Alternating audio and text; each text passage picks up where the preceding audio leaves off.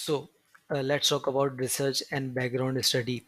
जब आप किसी कंपनी के अंदर इंटरव्यू देने जाते हैं तो आपको उस कंपनी के बारे में मालूम होना चाहिए।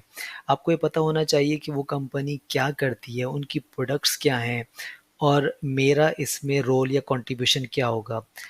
ड्यूरिंग इंटरव्यू आपकी पूरी कोशिश होती है कि इंटरव्यू लेने वाले के ऊपर ये ज़ाहिर कर सकें या ये साबित कर सकें कि I am the right candidate for this job. ज़ाहिर सी बात है, अगर आप अपने आप को राइट कैंडिडेट प्रूव करवाना चाहते हैं तो आपको ये भी साबित करना पड़ेगा कि मैं इस कंपनी के अंदर काम करने के अंदर वाक़तन इंटरेस्टेड हूँ। और आपका इंटरेस्ट इसी तरह शो होगा कि आप उनको ये प्रूव करें कि मैं इस कंपनी के बारे में बहुत कुछ जानता हूँ और बहुत कुछ मेरी स्टडी है। ज़ाहिर सी बात है, किसी भी शख्स का किसी कंपनी में इंटरेस्ट होगा या वो उस कंपनी को ज्वाइन करना चाहता होगा या उस पैशनेट होगा उस काम के हवाले से, तो उस कंपनी के बारे में ज़्यादा बैकग्राउंड इंफॉर्मेशन रखेगा। तो बैकग्राउंड स्टडी या बैकग्राउंड इंफॉर्मेशन होना इस बात का सबूत है कि आप इस कंपनी के हवाले से इंटरेस्ट रखते हैं, इस कंपनी और इस फील्ड के अंदर दिलचस्पी रखते हैं। और जाहिर सी बात है, अगर आप इस फील्ड के अंदर दिलचस्पी रखते हैं तो आप एक राइट कैंडिडेट हैं। अब सवाल ये पैदा होता है कि जो बैकग्राउंड नॉलेज है या कंपनी के बारे में इंफॉर्मेशन है, वो आप वो इंफॉर्मेशन पहली बात तो क्या होनी चाहिए, और दूसरी बात वो इंफॉर्मेशन आप कहाँ से हासिल कर सकते हैं। तो मैंने यहाँ पे कुछ चीज़ें लिखी हैं कि learn about their vision, mission, products, services and culture. तो हर कंपनी का एक विजन और मिशन होता है। हर कंपनी का एक वो ये बताना चाह रहे होते हैं कि हम जो भी काम कर रहे हैं वो क्यों कर रहे हैं। तो उसके बारे में आपको पता होना चाहिए, जो कंपनी की वेबसाइट से अमूमन पता लग जाता है। दूसरी चीज़ प्रोडक्ट्स, वो कंपनी क्या बनाती है। तीसरी चीज़ सर्विसेज, अगर वो चीज़ कोई प्रोडक्ट नहीं बनाती, वो सर्विस प्रोवाइडर है, तो क्या सर्विसेज वो देते हैं। फिर उस कंपनी का कल्चर कैसा है, उस कंपनी में काम जो लोग करते हैं वो किन चीज़ों को फेस करते हैं, वो किस कल्चर में रहते हैं, ये भी बात आपको पता होनी चाहिए। अ, ये जो तमाम इन्फॉर्मेशन है, अब सवाल ये पैदा होता है ये तमाम इन्फॉर्मेशन आपको कहाँ से मिलेगी।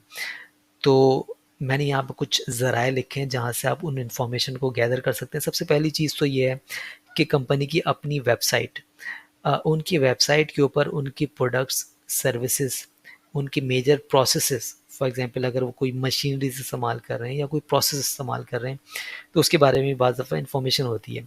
फिर उस कंपनी की पूरी टाइमलाइन कि वो कंपनी कब बनी थी, फिर कैसे उसने डेवलप किया अपना जर्नी। बहुत सी कंपनीज़ ये जर्नी अपनी वेबसाइट के ऊपर डिस्प्ले करती हैं। Over the period of time उस कंपनी के अंदर कौन-कौन सी प्रोडक्ट्स ऐड हुई, उस ग्रुप के अंदर कौन सी नई कंपनीज़ आईं, ये तमाम हिस्ट्री, तमाम चीज़ें कंपनीज़ की वेबसाइट्स के ऊपर होती हैं। उनकी वेबसाइट से आप ये तमाम इन्फॉर्मेशन हासिल कर सकते हैं। अच्छा, दूसरी चीज़ वर्ड ऑफ माउथ। आपके दोस्त, रिश्तेदार और आपके जानने वालों के अंदर हो सकता है बहुत से लोग उस कंपनी के अंदर काम करते हों। अगर आप किसी ऐसे शख्स को जानते हैं जो कि उस कंपनी के अंदर वाक़तन काम करता है या काम कर चुका है, तो आप उससे राब्ता करके उस कंपनी के बारे में इन्फॉर्मेशन ले सकते हैं कि वहाँ का कल्चर कैसा है, वहाँ की प्रोडक्ट्स और सर्विसेज़ कैसी हैं, फ़लाने डिपार्टमेंट का क्या काम है और फ़लाना काम कैसे होता है, फ़लानी चीज़ कैसे बनती है। तो आपके पास कुछ प्रिलिमिनरी इन्फॉर्मेशन उनकी होनी चाहिए। तीसरी चीज़ प्रोडक्ट रिव्यूज़। बहुत सी उस कंपनी की जो प्रोडक्ट्स और सर्विस हों, उसके रिव्यूज़ आम तौर पे लोग भी देते हैं, ऑनलाइन भी अवेलेबल होते हैं। वो आपको बहुत हद तक मदद देंगी उस कंपनी के बारे में आपको पता लगाने के हवाले से। चौथी चीज़ सोशल मीडिया। सोशल मीडिया के ऊपर बहुत इन्फॉर्मेशन स्प्रेड है।